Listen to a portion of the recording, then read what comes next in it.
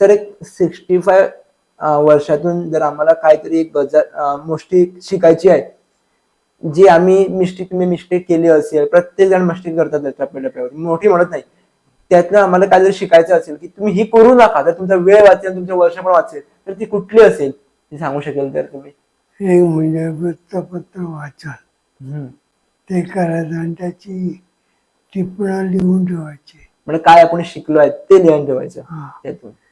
म्हणजे काय होईल, लेखनामुळे तुमचा वेग पण वाढेल आणि अक्षर पण सुधारेल आणि काय वाचव याचं तुम्हाला भान येऊ शकतं. ओके.